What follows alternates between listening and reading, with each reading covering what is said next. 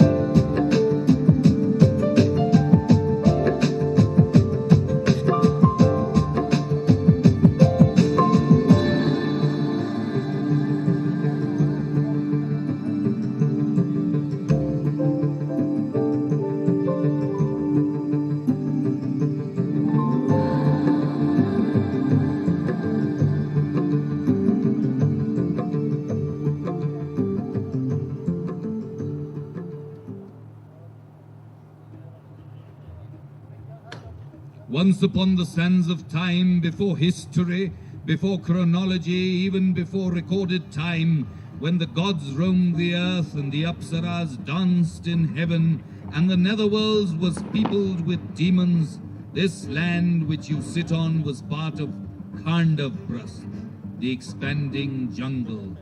Nothing lived in Khandav except evil spirits. It was a cursed and devastated land which had been deserted even by beasts of prey. Before the advent of time, this land had been the seat of power of the Kurus, but had been condemned by a curse. Inhabited now by poisonous reptiles, its crumbling battlements were home to lizards and snakes. Pools of mucus surrounded the broken walls. The vegetation was putrid and clammy. Indeed, this was a desolate and arid tract of hell. It was this inhospitable territory which the blind king Dhritarashtra had granted to his nephews, the Pandavas, when he divided the country, while his sons ruled populated lands overflowing with gold and silver. When the Pandavas, accompanied by Krishna, reached this land, a bleak welcome awaited them. Then one night, while the Pandavas slept amongst the ruins of the city, Krishna summoned Indra, the king of the gods, and Vishvakarma, the divine artisan, and commanded them to raise a city that was second only to the habitation of the gods. The Pandavas woke to a magical city whose streets glittered with gold dust.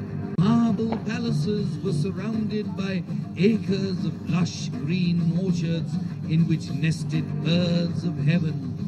Pools of scented water attracted docile animals of every kind. Truly, it was a miracle in the wilderness. Named after the god who created it, Indraprastha became the envy of the known world.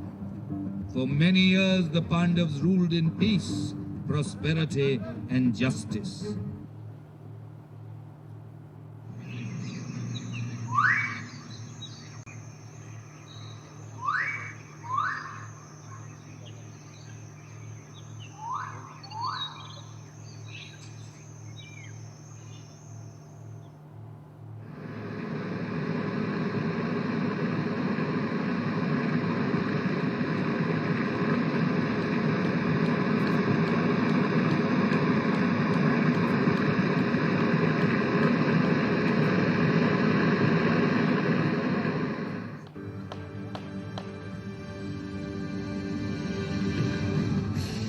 But peace cannot last forever, and prosperity must dwindle.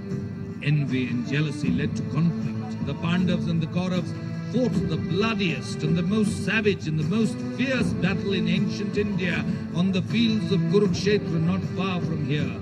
In the Mahabharata, thousands lost their lives. Many more were maimed and families were destroyed. To a man, the Kauravas were killed, leaving Arjun's grandson Parikshit to rule from Indraprastha. The Pandavas withdrew from the world to meditate, reflect, and contemplate on the ultimate truth.